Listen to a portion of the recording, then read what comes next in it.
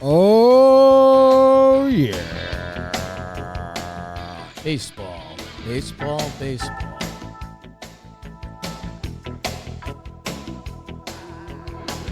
Hello and welcome. It's 2026. The Yankees are ready to go.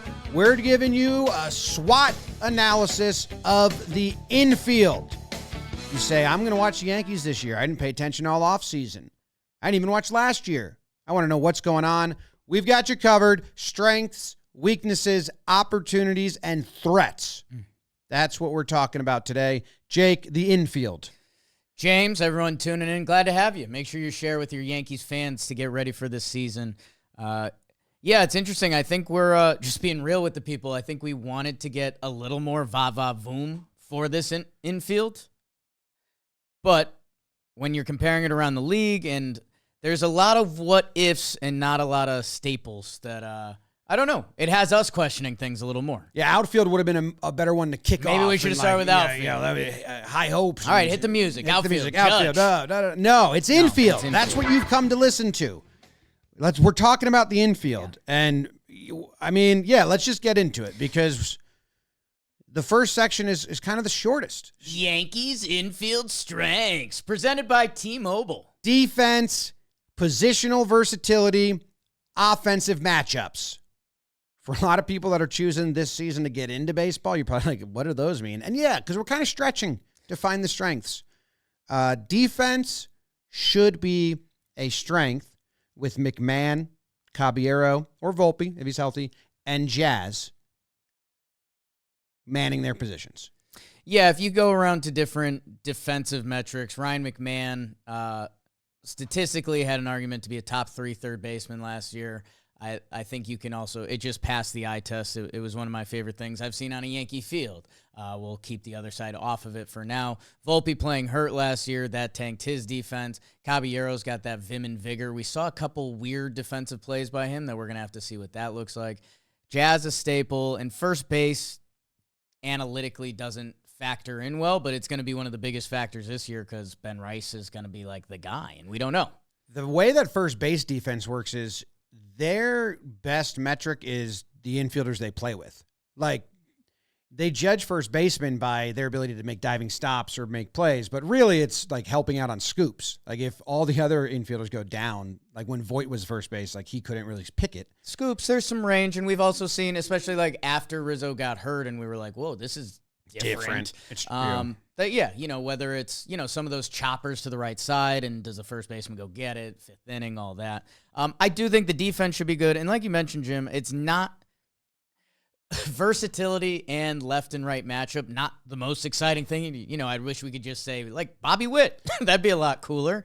But they do have a lot of lefty righties, and even McMahon is a guy that can play most infield positions. Rosario has moved around so much. Caballero can play everywhere. There could be a fun part of this season where it's like, hey, lefty on the bump today. Here's Goldie. Here's Rosario. It could also be like, hey, who we playing today? This is strengths. Yeah, the versatility is a strength. Jazz can be moved all over. That's great. We hope it doesn't come into play. I don't want him to move. Yeah. You can move everyone else. Do not move Jazz. So we have Jazz. Jazz Chisholm has played second base, third base, center field, shortstop at the major league level. I want him playing second base only. So while it is a strength that he can do that, right. Caballero can play everywhere. I want him to win out and get the shortstop gig, but it's a strength that he can play everywhere. Right. So they even do have Belly can come. They have versatility. Yeah. Goldie can sub in defensively. They have like a defensive alignment, which is great. If you want to like really have great defense, you go McMahon, Caballero, Jazz, and Goldie. Even if they didn't start, that's your like winning infield. So there's options for Boone. There's buttons to press. Those are all good strengths. Yeah. But there's a lot more to talk about when we get to the what of it all. And I think it's what time. Yankees' weaknesses. Too many strikeouts. Boom or bust approach. Lack of stalwarts. Strikeouts is the real deal weakness. Like, running the numbers, Ryan McMahon was the third baseman that had the highest strikeout percentage in all of baseball last year. Yeah. That's bad. He had a 32 K percentage. And, Jazz also was at 28%, which made him 21st out of 22 eligible second I do baseman. all of them. Go around the horn. Yeah, hit those percentages. All right, Ben Rice, 18.9 strikeout percentage. That's actually pretty good. That was 10th out of 25 eligible first baseman, even though he wasn't eligible, so it's kind of, his is a weird one. Jazz, 27.9. That's not good. Anywhere above 25 is usually too high. If you hit 30, that's not good. But Jazz did a lot of other things, so you can live with it. Does basically everything else on a baseball field.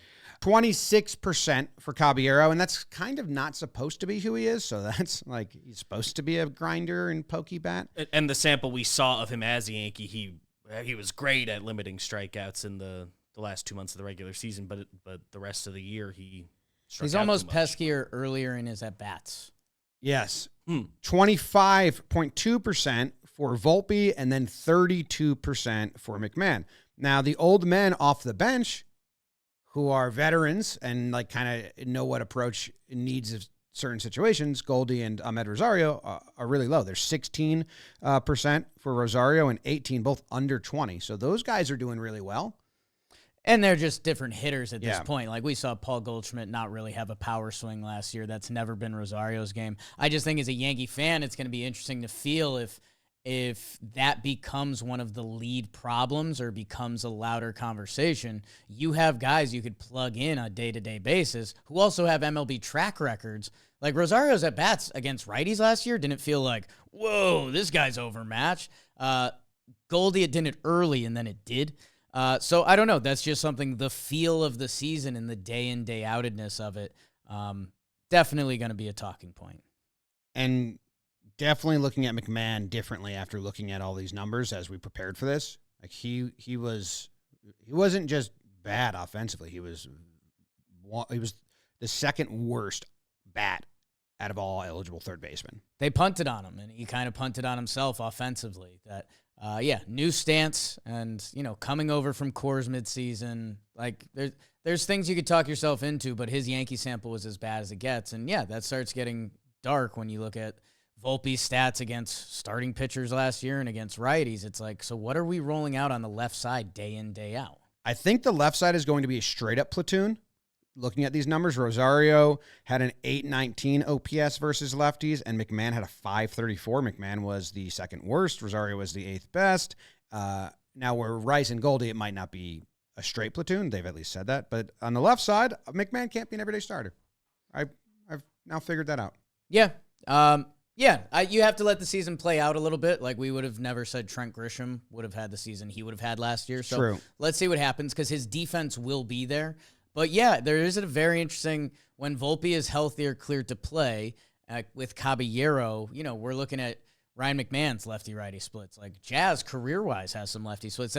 It can be a fun thing on a given day if we're like, oh, lefty on the mound gets hit by righties. We could have a lot of go-to options. It can also feel very clunky. I looked into empty game. My favorite stat is, did you not even reach base? Did you not even have a sac fly or sac hit? Just like how many games that you played, you didn't do anything offensively.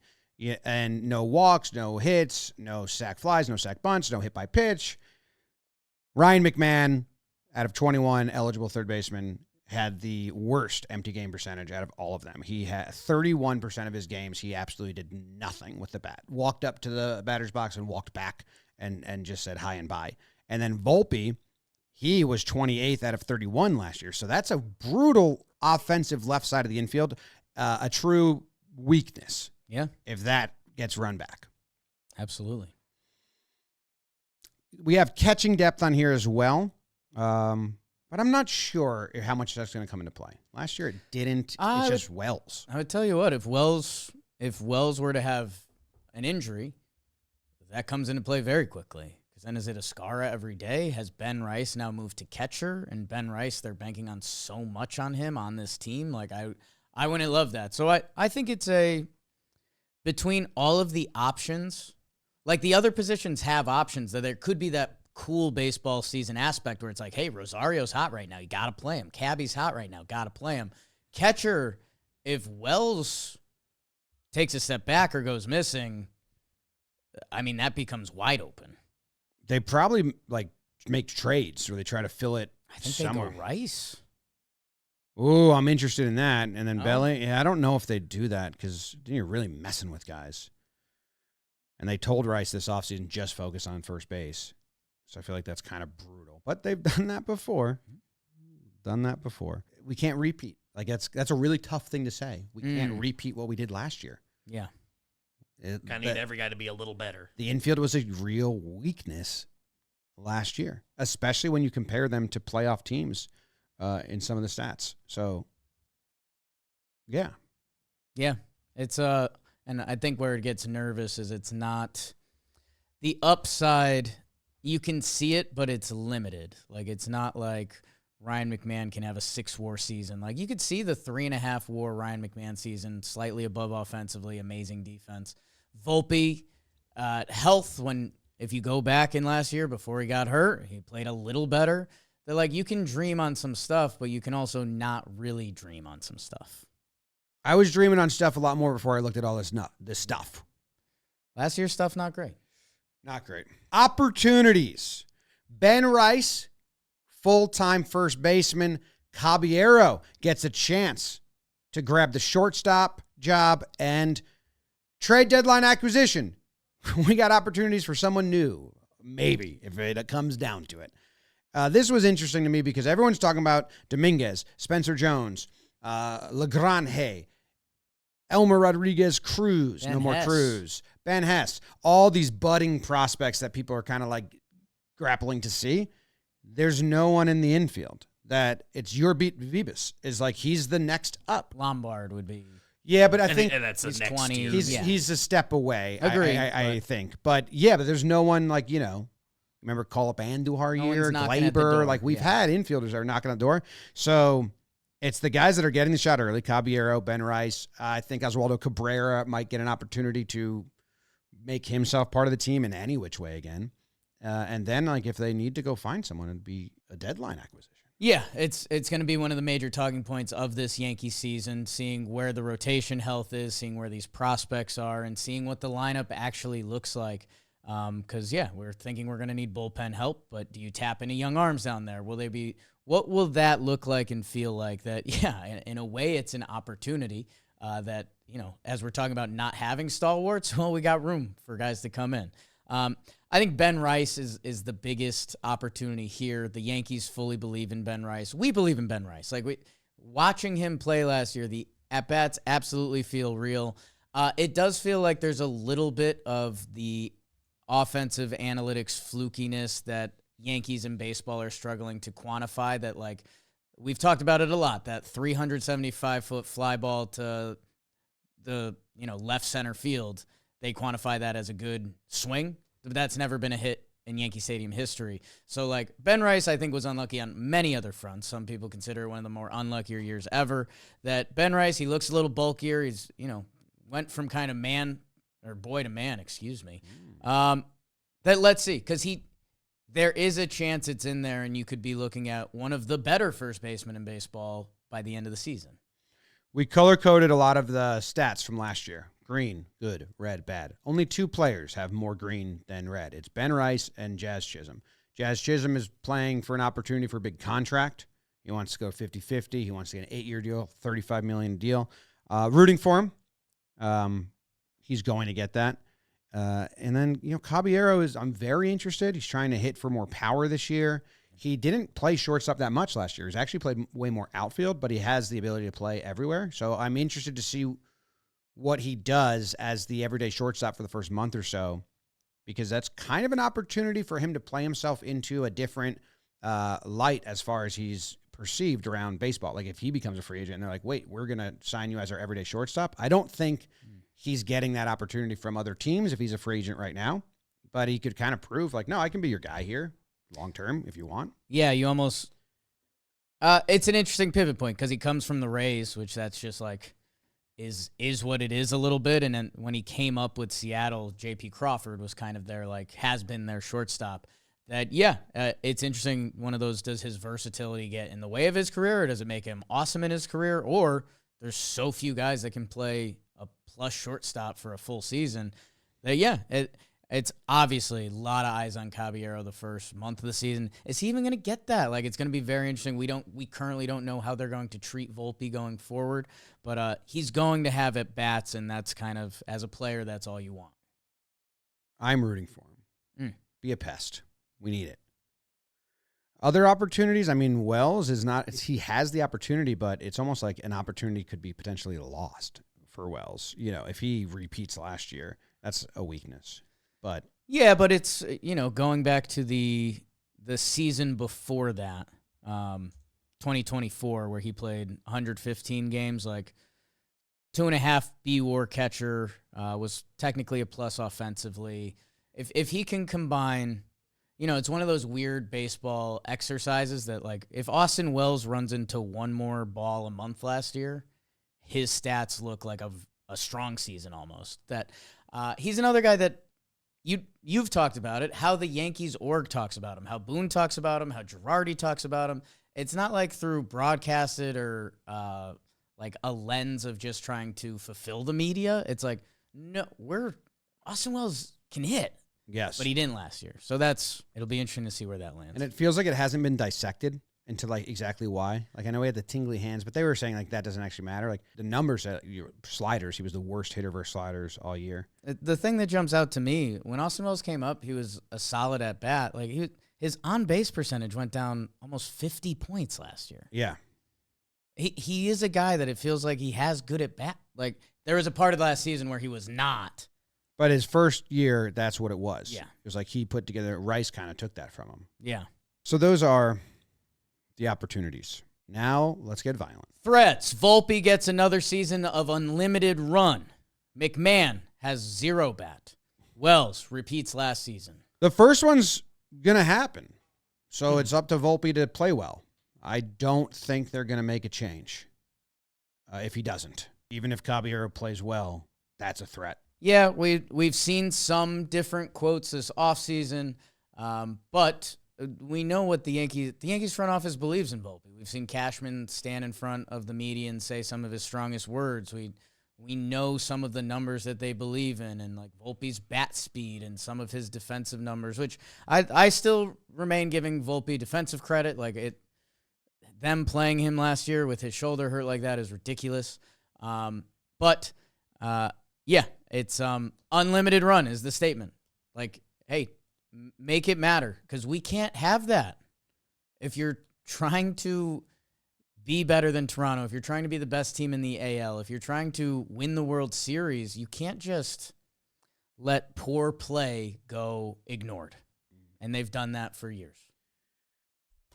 We talked about McMahon a bunch, so I feel like we could have saved him for this, but he swings and misses a lot and strikes out a lot. If that continues, he's like more Adeiny Echeverria than Gio Urshela, or I don't know the other comp, but he's more of like he plays the last 2 innings for defense. Yeah. And that's who Ryan McMahon is on your team.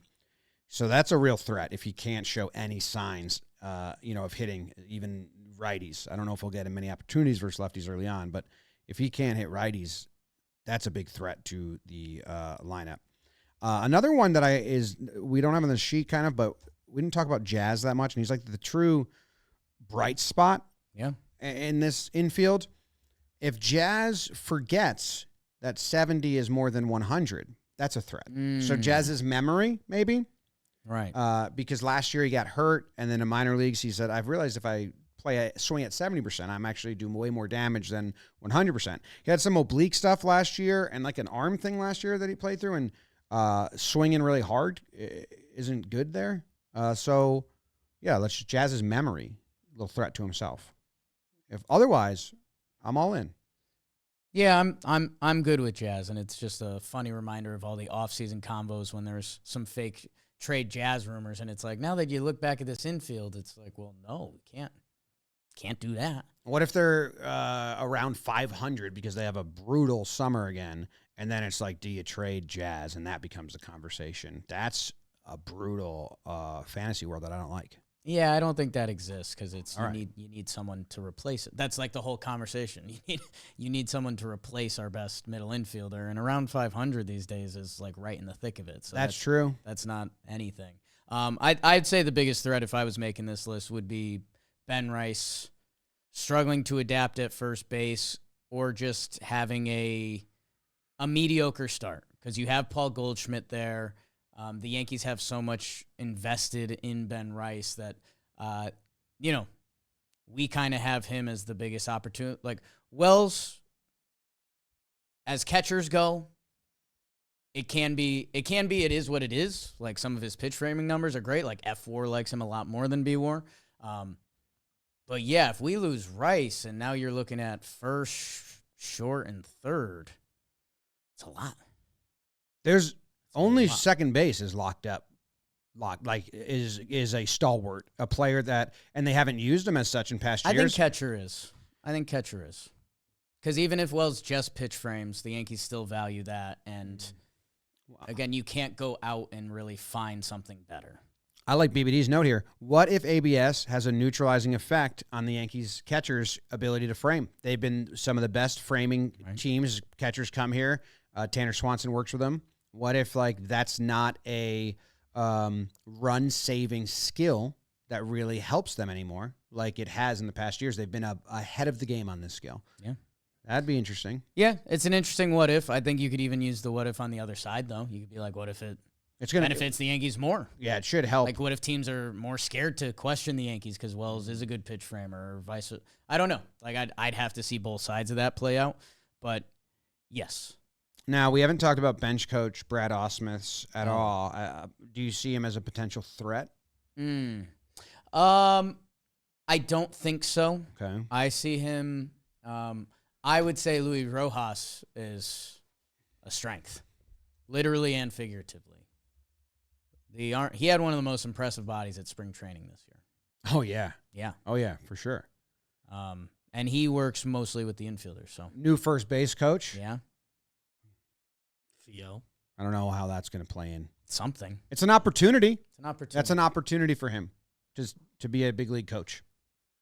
Yeah. They showed videos of him working. He's the infield coach, too. Yeah. Yeah, he was. He was talking to them real nice. We liked it. Goldie and Rosario, just like Goldie's age, as a threat, or just is the platoon situation's kind of nuts. I was looking at teams last year who had the most neutral splits versus lefties and versus righties as infields go, who had the most drastic. Like the Tigers infield had the most drastic. They were very good versus righties, bad versus lefties. The Yankees were middle of the pack in as far as balance, but they were bad versus both compared to playoff teams. They were 8 out of 12, 9 out of 12. I'm interested because they have these righty bats, and they wanted them all last year. They got them at the deadline. I liked the way they utilized them. Yeah. But do you want to become a team that neuters Rice and McMahon or whoever, and you are just platoon, or is that a good thing? Like we have a lineup versus lefties, we line up versus righties, and we like both.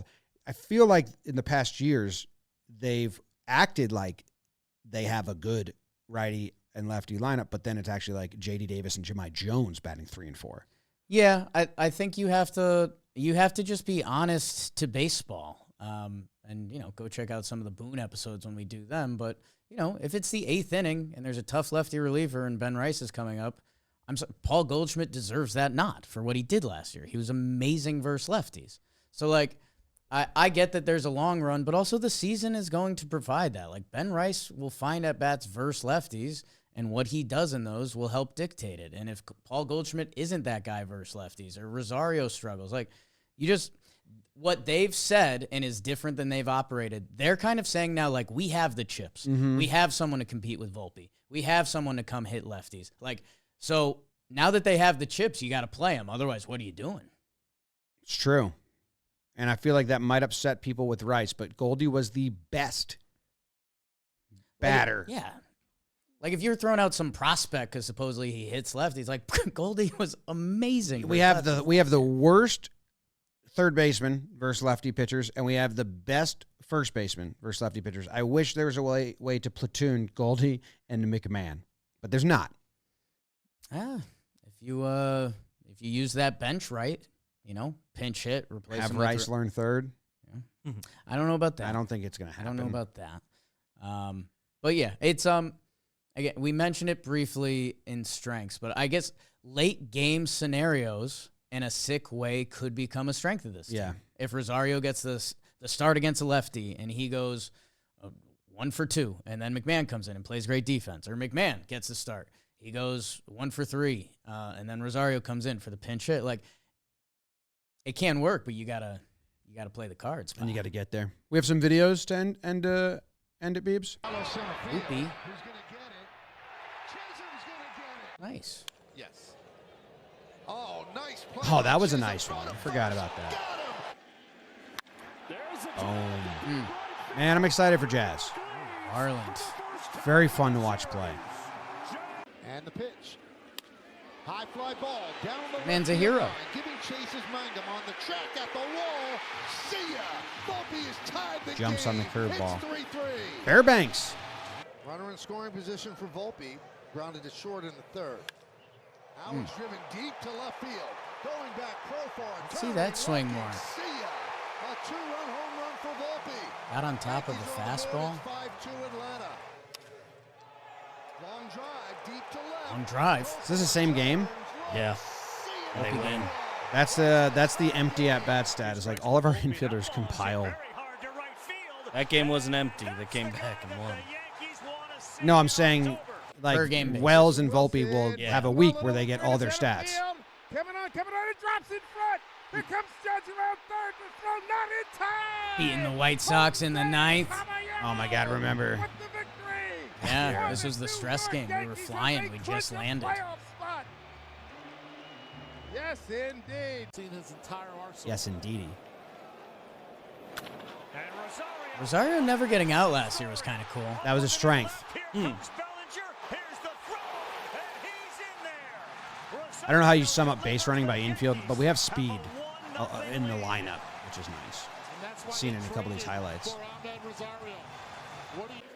No slugs. Ascara? This should get it done. Hayward back, still back. He makes the catch, tagging Dominguez. Sack fly. Walk off. It's a walk-off sack fly, and the Number Yankees win 25. 4-3. Don't wouldn't have guessed or remembered that. Wells is the first Yankee catcher to hit leadoff in Opening a day. in their franchise Wow, history. as early as a highlight can come. First pitch of the season. See ya! Home run! What a start! Didn't bat leadoff On ever top, again. 1-0. Seventh pitch of the at-bat. Crooked. Austin Wells. Wow, his at-bats in that game, in that series, were really good. Remember that? Yeah. Forgot about that. He shows that. Hayden coming home. Here's the throw. His on-base percentage last year is not acceptable for who he is. Yeah, for his skill set. The Yankees have a lead on Austin Wells' single. The 0-2. Driven in the air to left field and deep. Goldschmidt has given the Yankees. It's not the Paulie I remember. Paulie singles. 400 batting average through 2 months. Jog's nice, though. That's of his age. Yeah. There we High go. fly ball, Oh. right field and deep. Luke is Nice. back. I like how he puts the bat in his left hand like a briefcase and then just walks to first base like, catching the bus. Yeah. Take a 5-4 lead. Wasn't the bench a little more excited? Driven deep to right center field. Listen Way to the back. crowd. That's cool. See ya. That was a fun grand one. slam for Ben Rice. Oh, Benny What a boy. Sunday for Rice, and the Yankees take a 5-1 lead. Driven out to deep left center field. On the run is Beavers, turning, looking, see ya. Stadium Home packed. run into the visitors' bullpen. The Soon. second blast for Rice, and the Yankees lead 3-2. Now Ben Rice. He Ooh. swings and hits it hard to right. And Ben Oh, that was, Rice is back, and that the playoff Yankees game. are on the board. Cora tried to pin him to the bench. We got a guy. Here he is. We got a guy. Giving chase and making the catch. My And God. flipping into the Red Sox dugout. What a catch. Just hit a little bit so I can watch that He will. all 9 innings every game. He will. All right, we'll be back. I don't know, what are we doing next? Outfield, pitching, bullpen? Starting pitching. Starting pitching's next. That's an interesting one. Oh, Benny boy. You've been swatted. In a good way. With an O.